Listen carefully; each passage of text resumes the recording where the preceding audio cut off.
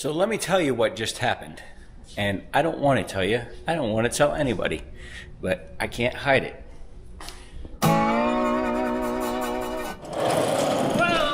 Oh, crap. Hey guys, welcome back to BleepinJeep. Today we're gonna get this, the chassis of the Holy Grail, and we're gonna roll it under the cab of the Holy Grail. And this thing is gonna start to come together real quick. Let's get started. All right guys, if you missed the last video, we got this thing completely ready to go together. So everything, for the most part, besides drive shafts, is ready to bolt underneath, or the cab goes on top, I don't know. We're gonna sandwich them together. So what we need to do now is get this thing mobile and mobile it right underneath this guy. All right, so what I think we should do, we'll use those jack stands with the rollies, and we'll make new jack stands with new rollies. Since we don't have the wheels and tires yet, that way we can sound like a plan? Okay. You're a man of many words, Josh. So many words.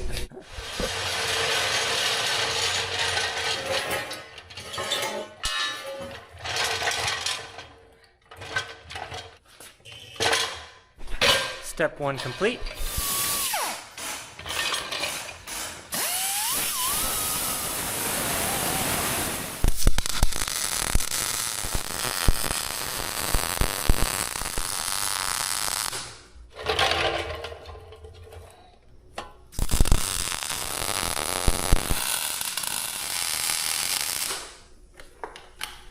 All right, step 2, step 3, complete.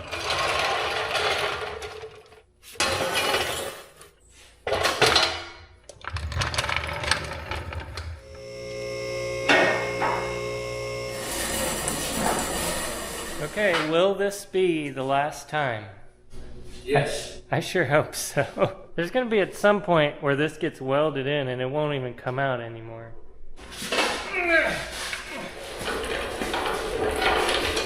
It's gonna be big.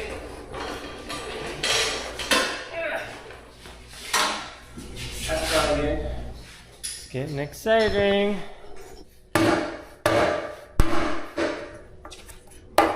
So we're gonna have to cut a hole for the shifters, or the, what am I trying to say, Josh? 205. Yeah, but for the twin stick.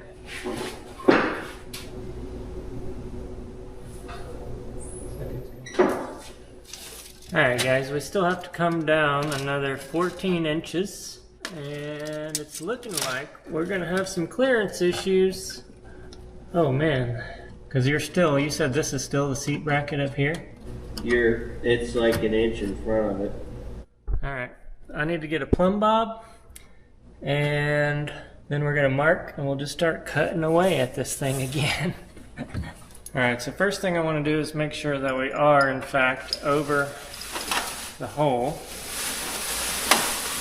and pretty darn close. We could go a little bit this way.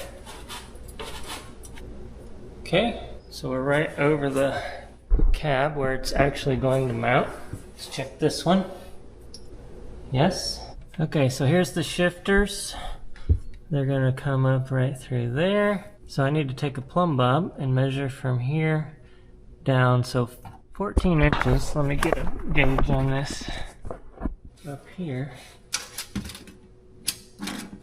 Basically the pivot is going to be right in there. Let's take a plumb bob and we'll put that here, and we'll move it out until we get proper spacing. So I need to cut here.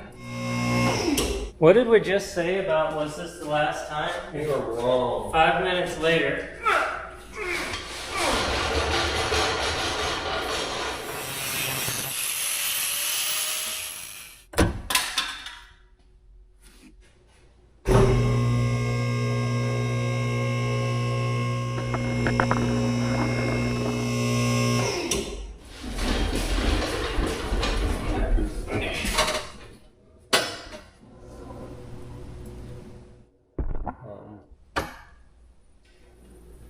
We have touchdown.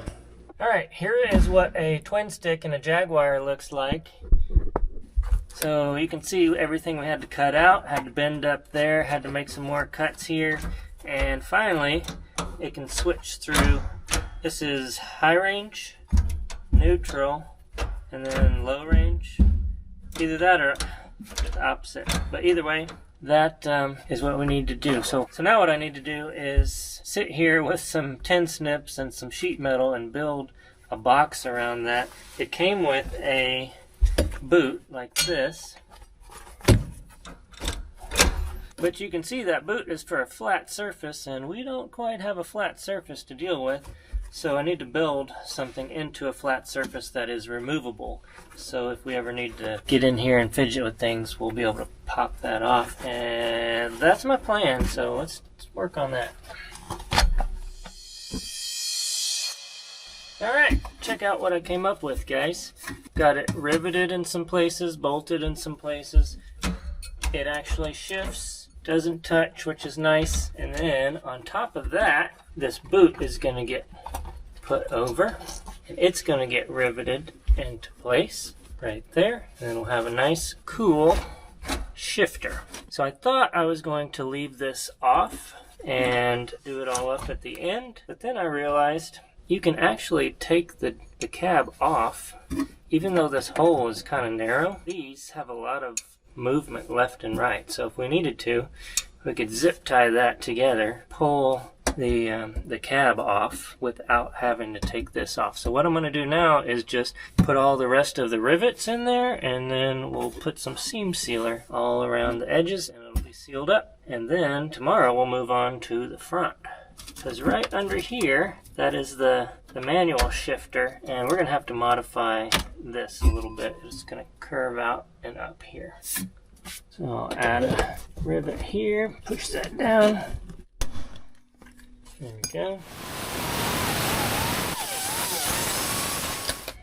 Alright, this stuff stinks, but it's going to seal it up nice for us. This is brush on seam sealer. It's only brush on first couple of times you open the can, and then it's more like stick on.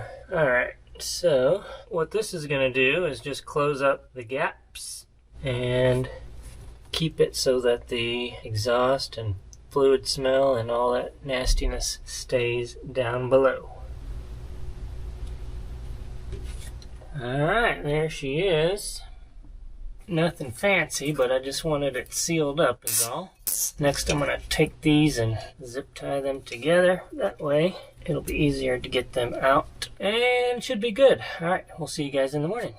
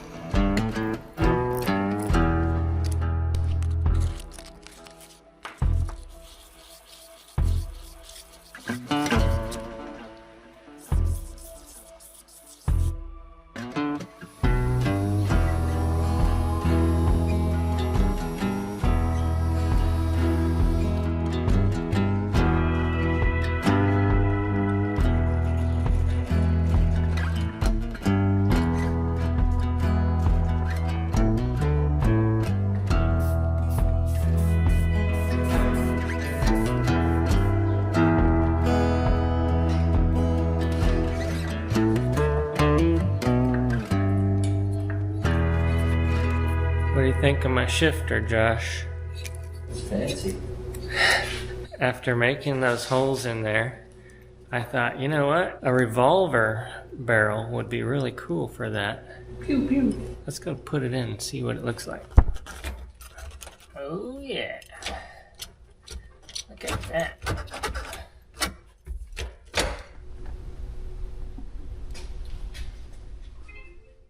All right, guys, that's where we're at right now.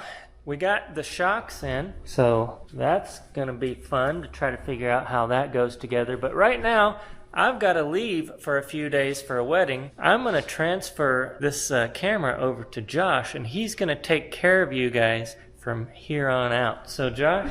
It's going to be so exciting. We're doing so many fun things while Matt's gone. Like wiring. Oh, it's going to be awesome. Wiring, and... Tube routing. So he's going to be working on the plumbing and the wiring of getting all of this, mating a Jaguar to a Dodge, which, man, look at this. This is a mess. That and all that. Do you think you can handle that? Sure. I would be completely lost. One But wire at a time. I think you can do it. We got this. You do it the same way that you eat an elephant. Do you know how to eat an elephant? You shouldn't be talking about elephants again. Do I know? One bite at a time? One bite at a time. Yep. What's elephant taste like? I don't know. It's just a phrase, just a saying. We got that mounted in yesterday. I don't think you saw that, but steering is almost there. But otherwise, here you go. You're in charge. Woo! Good morning, guys. It is day one of me being in the shop by myself. Matt's on vacation. The name of the game, as you guys already heard, is wiring. Wiring. Big wiring mess. Looking for schematics. I found an awesome 146-page PDF on wiring for a Jaguar XJ6. That's great, all in one file. Dodge wiring, on the other hand, sucks. I spent 2.5 hours yesterday morning combing through forum posts and stuff, and I found a few things. But really, if you don't have the factory service manual, it's kind of hunt and peck. It kind of sucks, and I don't have a factory service manual, so there's not a lot to go. I think I can figure it all out. Labeled a lot of things, but we'll see. Before I start any of that, the car has to be lifted up off the frame again. We need to get some paint, some undercoat, bed liner, whatever, up underneath on the bare metal here and up underneath there before it gets set down for the final time. There'll probably be a lot of time lapse the next few days because wiring is boring. That's number one. And number two is I'm here by myself and I kind of want to rock out. And that makes the day go by fast. What I'm getting ready to do now is probably completely unnecessary, but it'd be kind of cool. The Dodge had a four-wheel drive indicator light. And when you shifted it into four-wheel drive, it would light that up. And so I want to make it functional and mount this in the dash somewhere. I think that'd be pretty cool. And so what we have is this sensor, or switch, it's a switch, not a sensor, that goes down in there. And whenever it's in one of the detents, it will turn that light on. And whenever it's not, it's off. If it doesn't work, I'll still put that in and just wire the contacts together so that it's always on. That went in pretty easy. It's just going to be on in any position, except for in between. Oh well, it'll still be cool. It'll be a classic Dodge four-wheel drive engaged light in a Jaguar. Nothing not cool about that. Alright guys, it's kind of close to the end of the day. You got the car sat back down almost the whole way down. I got that the four-wheel drive indicator light, that all wired up, loomed. Starting to try and figure stuff out up here. Didn't get too much done. Kind of just going through everything, figuring out what's what. Tomorrow plan is going to be to get the engine compartment wired. I want it done tomorrow. Good morning. Not a beautiful morning because it is raining again. I want to get all the lines run front to rear. Let's get started.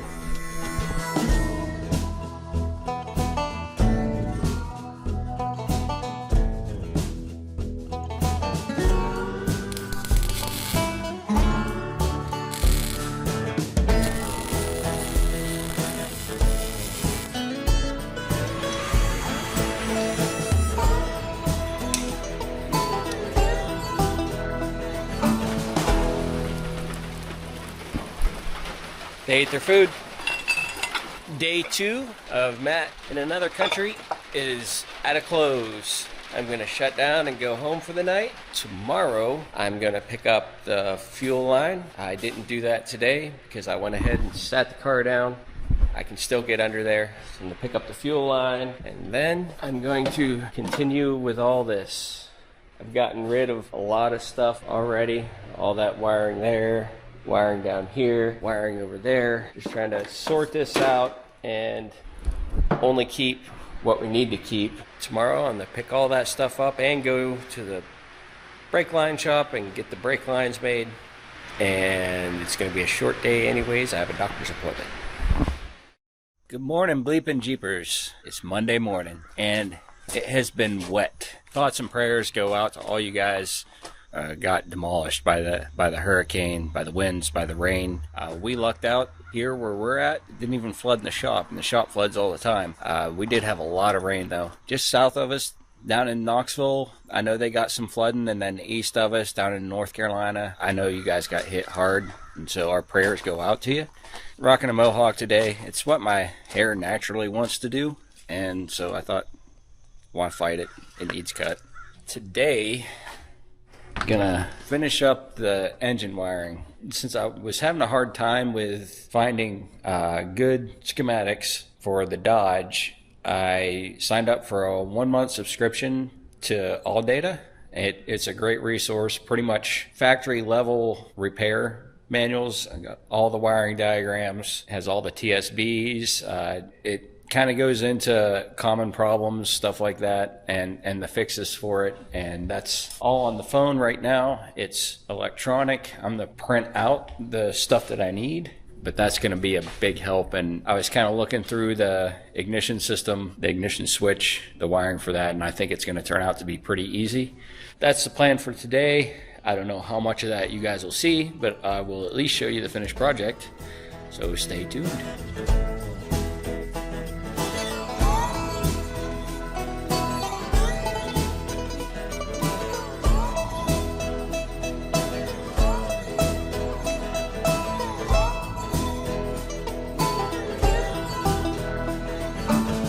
I believe I've pretty much got all the outside engine compartment wiring done. Next, something has to be done with this mess.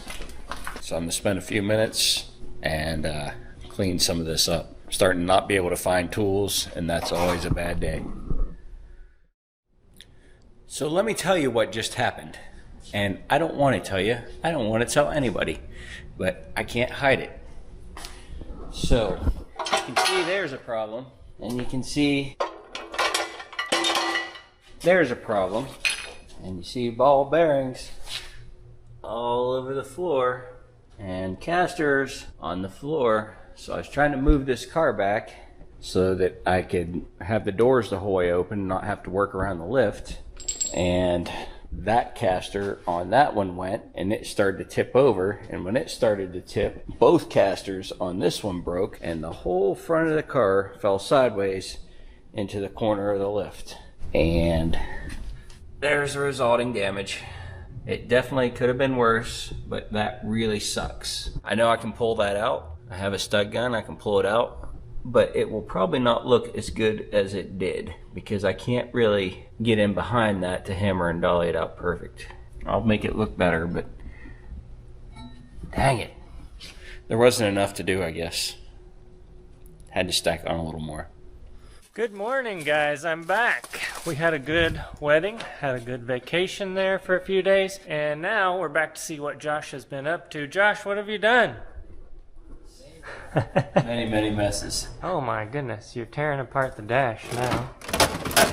You remember I told you that it just needs to run. It doesn't need to be all complete, right? It's gotta look good. It's gotta function. I don't want to wire stuff up, put it all together, and then have to tear it all back apart and finish wiring. There's wires everywhere, but it does look like you took a hammer for some reason and smashed the car in. Did you show them this? Yeah, they saw that. Is there anything else that you haven't showed them? We heard it click over there. I don't think there's anything I haven't showed them yet. All right, well, I'm gonna just immediately get started here. What we need to do is continue on the steering where I left off. So the reservoir for the steering is right there. What we're gonna do, instead of buying a new unit for that, we're gonna increase the capacity and do it on the cheap at the same time, so we don't have to buy a new box. So these P-pumps, the pump is down in there and the housing just fits over the top of it. It's only like 45 bucks, I think, for a new housing, but instead of doing that, we're just gonna weld this onto the top of the housing and then use that Howl reservoir right there. We'll use that and we'll feed that into that reservoir. We'll have much more capacity and on the cheap. Okay, this is a -10 AN fitting and we're gonna weld that to this washer. That's our first step of this process here.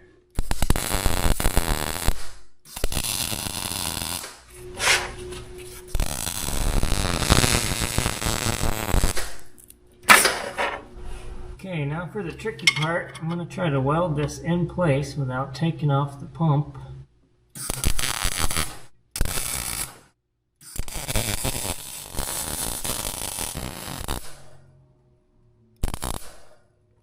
Burned through a little bit there, but I got it back. Not really a good way to test that until put it all together, but I think that's going to work. If we have any leaks, I'll just tack those up. So now we just have to get from up there to over there. That's pretty simple.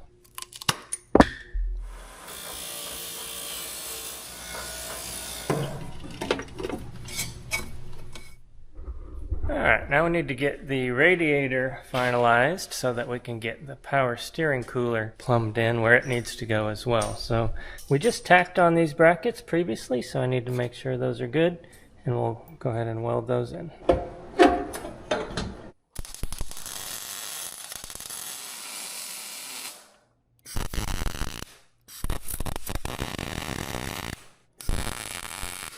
Okay, we're going to make a little bridge for our power steering cooler. So this is going to go, I'm going to put this right in front of the fan so it'll get the most airflow. And to do that, we're going to use the bungs that are right here on the radiator. So this is going to go just like so, and then we'll mark the holes for the cooler.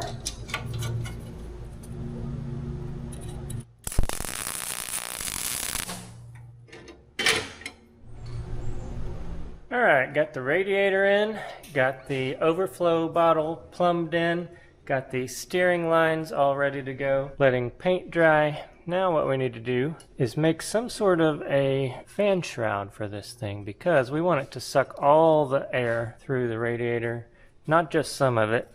Otherwise air would be pulled all around the sides. So we need to make some sort of a fan shroud for this, and I think we're going to do that out of steel. And then this radiator is nice because it's got some bungs, some bung holes, and we're going to use that to mount it. Josh, did you see this bung hole that I welded up over here? I have not looked at your bung hole yet.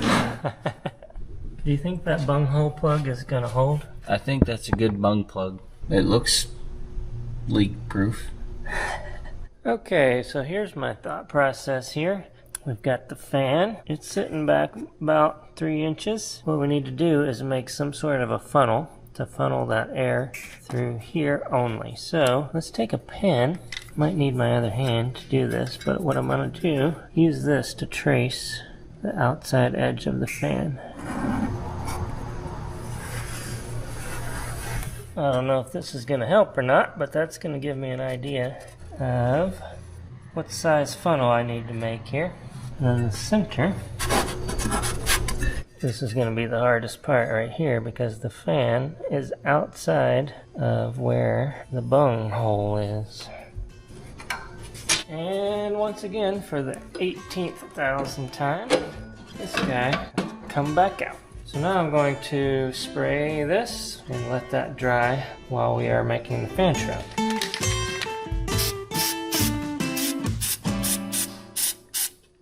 Welcome back. Time has gone by really fast. It's another day here in the shop and we are still working on the Jaguar. Today I want to get the table cleaned up so that I can work on that shroud. But it looks like Josh has got some, what is this? These are 7.3 injectors. Aren't those cool? So at the same time that we're working on the Jaguar, we are also working on this truck. You remember this truck? Tug. Did you decide to name it? Tug. Okay. And whatever trailer I'm pulling is rub. Say that again. Whatever trailer I'm pulling is rub. Tug and rub. Rub and tug. Alright, so this thing, it got us all the way out west last time, and we need it to do it again. But you had some issues, and it turns out it was injector issues. Yeah, so this is why you don't use cheap eBay parts, because these seals were new in Just April. a few months ago. Yeah, and they're like a sponge now, and you can see the rip one. This one's completely missing.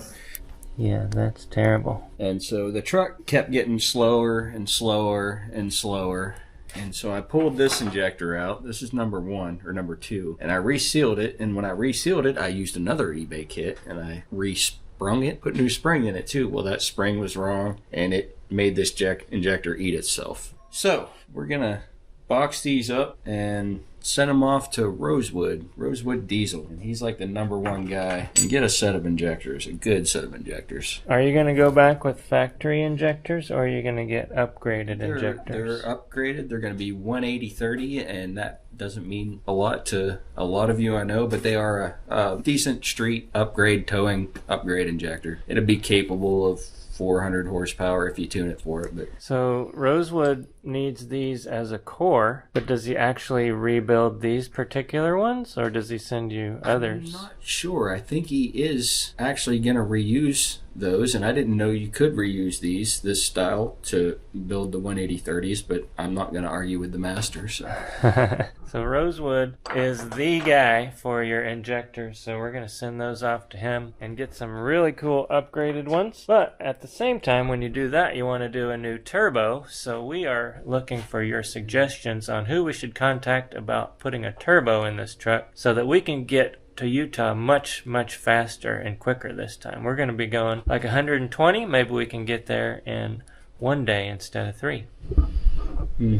Also did these guys. These are the cups. These press down into the head, and then the injector presses down into them. Cool.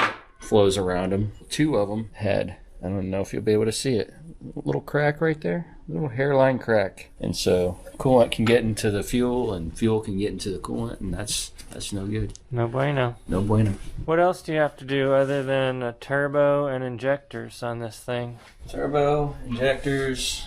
I did the cups already. Doing new valve cover gaskets because there's another cheap eBay thing. They were on in April. Here's a gasket. This is a factory one, but they have the injector and the glow plug wiring on them. Well, all the insulation was just falling off the wires. Where's that one? In the garbage. So just after a couple months, not these ones, but the eBay ones, the casing off the wires was just completely gone in places. So spend the money for factory parts sometimes. Or else you wind up doing things twice. Doing things every 3 months in this case. You know what would probably get us to Utah and back without any fuss? A Toyota Tundra. It might. It's not going to be happy about pulling that Jag, but it'd do it. That Jag is going to be heavy, but I don't know it's going to be any heavier than the Scorpion. I bet it's heavier than the Scorpion. Scorpion's heavy, but I bet it's heavier than the Scorpion. Alright, we're taking bets now. We're going to have to weigh this thing. We are going to have to weigh them. So let's box these up and get this table cleaned off. I have some work to do here.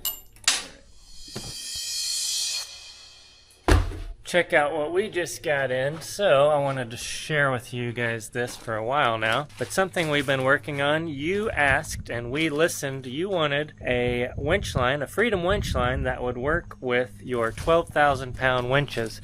So for those of you that have the Xeon 12S or the Harbor Freight 12,000 pound winches, you wanted a Freedom winch line that would work with that, and this is an 18,000 pound MTS minimum tensile strength winch line. It's 7/16 inch thick. We have them in 90 feet, and you also wanted a longer winch line for those of you with the 8274, so we also have 120 foot 7/16 lines now. So you can find those at our website, BleepinJeep.com. And like I said, 18,000 pounds, so that's going to work great with your winches that are 12,000 pounds. And that's what most people have. A lot of people have those Harbor Freight winches that are 12,000 pounds. So there you go. Hope you guys enjoy.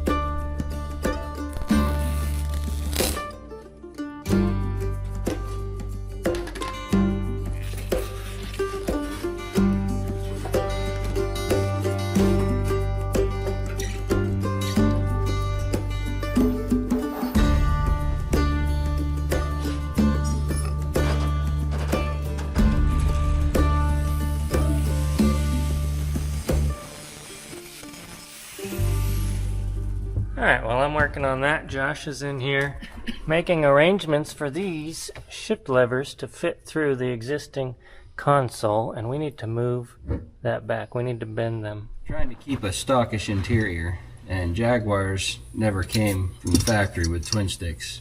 A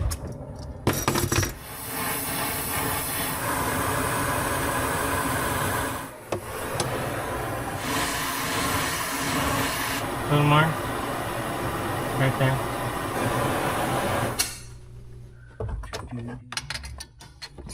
So it needs another inch back. You know what we should have built? Huh. Cherokee. A Cherokee. These are the issues you run into whenever you're building a custom Jaguar wrecker off-road monster truck. So we got it bent back far enough. We just gotta straighten it back up. So it comes out of the center console holder.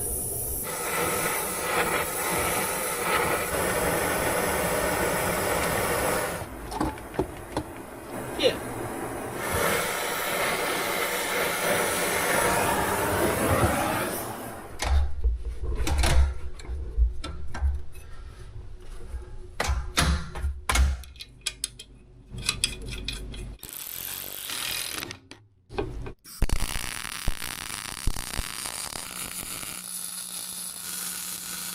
Alright, Josh, you're good at math.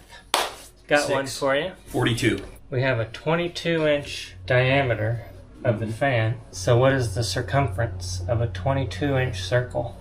So 11, 30, so that'll be 33, almost 34. No, pi, no, r squared. 11 times 11 is 121. Are you making this up in your... No. 11 times 11 Okay, what's the formula? is 110, 121 radius. He's got a calculator now on the 11. circumference calculator. So 69.1. 69.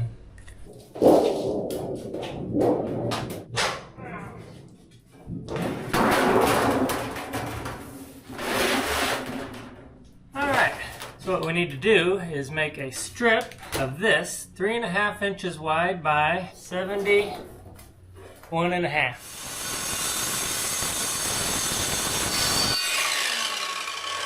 They call that using a sledgehammer to drive an attack.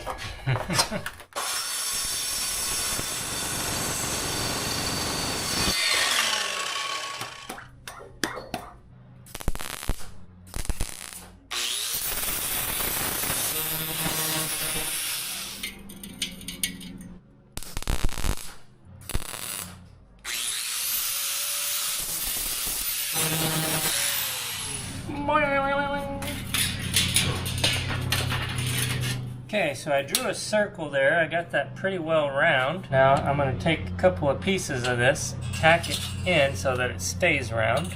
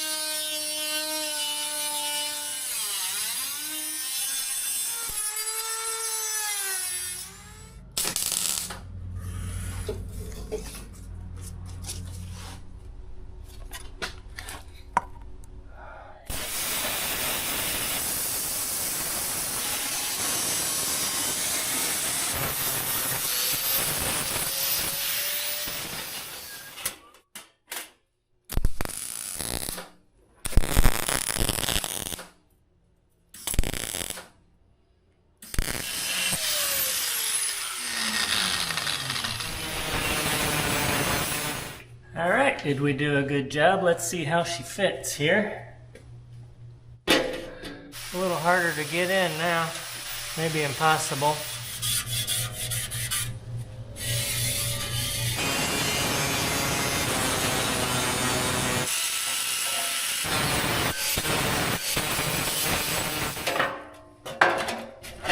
Look at that. That is gonna work. Check that out. That's the first one of these I've ever made. Never had to make one of those before. That's pretty complicated stuff. Not rocket science or anything, but still. Here it is from the top. Everything clears. Fan clears. Harmonic balancer clears. Idler pulley clears. Everything looks fantastic. So what we'll do whenever we get this mounted for the last time, we'll take this. This is just like a door jamb that I pulled off of the truck over there, and we're just going to pull that out and seal up this little gap right here. That way every bit of the air flows through the radiator. All right, I'm gonna go get this thing painted and then call it a day, and we'll see you guys in the morning.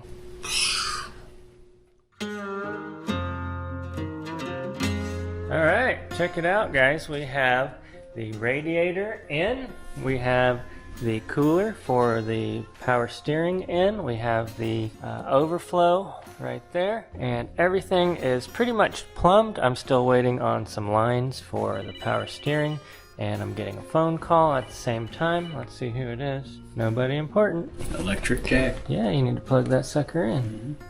What do you guys think? I think it turned out pretty well. Everything clears. Everything looks good. I like this stainless steel Seymour paint because it looks like, sort of like stainless steel, and it matches pretty well with the raw metal. Maybe we'll just paint the whole thing in that. What do you think? Just paint it. Yeah. Just paint it. Overflow lines are ran. Everything looks good. Let's take a look on the inside. Go to the other side there, Josh, and show us what you did in here. Alright, on the inside, Josh has been working diligently on the console. It is looking really fine. Everything fits. It's all clearing. All the stuff, gubbins should plug back in. Windows should work. Did you say gubbin? I said gubbins. What is that? All the things, all the innards, all the gubbins, the guts, the gubbins. That's a new one for me. That might be an English thing. Maybe it's British. It might be British. So what we need is some ideas for this. Look at this. These things, when they go all the way back, they take up the entire console area. So we can't have the console lid, but I don't really know how to deal with that. This, we have the boot there. The boot looks nice. Gonna put some trim around there, but it would almost be cool if we had like one of those feather things that came on a Cherokee. That would be neat. Check this out. You see what that says? That's fancy. What's in there? Some lights? Idiot lights, yeah. Idiot lights. We also have this. Check that out. Is that gonna work? Yeah. That's gonna be so sweet. Next, I think we need to work on seats. We need to work on the bed. So right now, what we wanna do is get the bed moved in here and set on top of here so that we can start figuring out these guys over here. Yes, we need those drastically. We need the Bilstein shocks on here so we can figure out that, and then that'll also allow us to figure out where the winch is going to go, where the boom's going to go. So time to move this sucker again.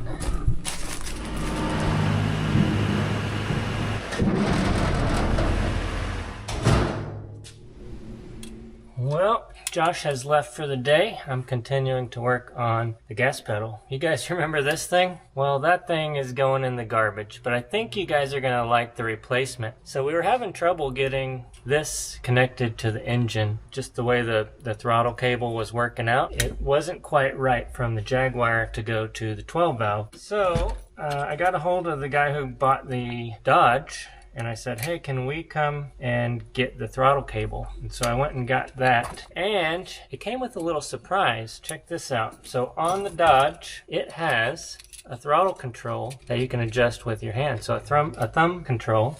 And it's going to require a little bit of modification, but the throttle cable length is more in line with what we're looking for. The connections are obviously what we're looking for because this came from the Dodge and the 12 valve came from the Dodge. And we'll have an upgrade of a thumb control for the throttle. I just have to make a little modification. I didn't really like the way this turned out. I don't know, there was just something about it I didn't like. I think part of it is that most gas pedals have this little spring to them, and I assume they did that for a reason, although newer cars like Hope's JL don't have that, but I assume that's because they're not controlled with the throttle cable, it's fly-by-wire. But I kind of like having that little spring in there, so I'm going to try and make this work. The only problem with it is, look, check this. The way it sits, it's going to have to sit, because of the steering, it's gonna have to sit about like so. But I think what I'll do is then I'll cut here, do a little dog leg over, and have that sitting more like right here. So that is my goal for the next however many hours. See if we can get this done.